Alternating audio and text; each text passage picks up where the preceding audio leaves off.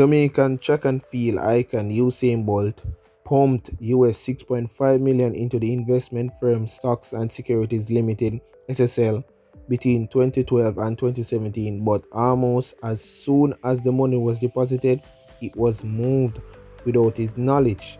A Jamaica Observer probe has uncovered that Bolt invested US 6.2 million in SSL in 2012 through a limited liability company named Wellgen, which is believed to be an amalgamation for the first names of his parents, Wesley and Jennifer Bolt. Another 900,000 US was added to Bolt's account by 2017, but 5.8 million US was withdrawn from his account starting in 2012 through checks and cash. In addition, $90,000 US, which was lodged in account between 2019 and 2022, was quickly withdrawn. And I quote, "The money withdrawn would have included interest and dividend earned in addition to the nominal amount invested," end of quote, said an Observer source on Sunday.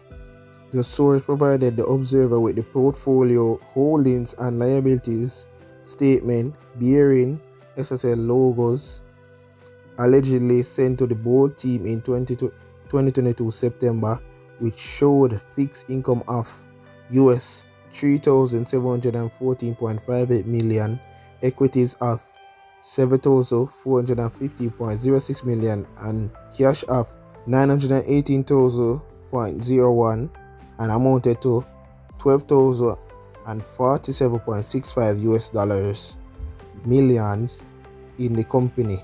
Lawyers representing Bolt had sent a letter to SSL demanding that approximately 13 million US dollars, the reported balance in his account at October 31st, 2022, be repaid by the 27th of January.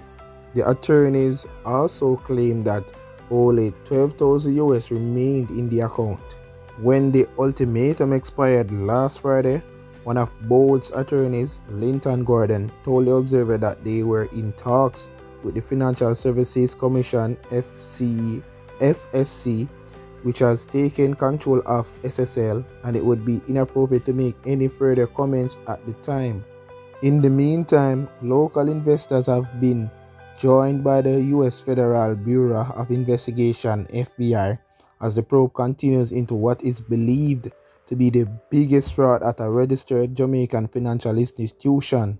The FBI late last week responded to questions from the Observer, confirming that it has joined the investigation, but there was not much more in its terse response. Among the issues which the investigators are probing are 10 transactions between July 2021 and May 2022 in which millions of dollars were taken from Bolt's account and transferred to a bearer to purportedly buy blue chip stocks in American firms. Email authorizing the purchase of the stocks were purportedly sent by a previous member of Bolt's management team to the former SSL employee at the center of the investigation, but Observer sources say the email address from which the authorizations were sent was fabricated. Additionally, the former management team member has strongly denied authorizing the movement of funds from the Sprint Legends account. Bolt is one of at least 40 SSL clients whose investments were totally or almost wiped out in the fraud, estimated to be more than $3 billion so far.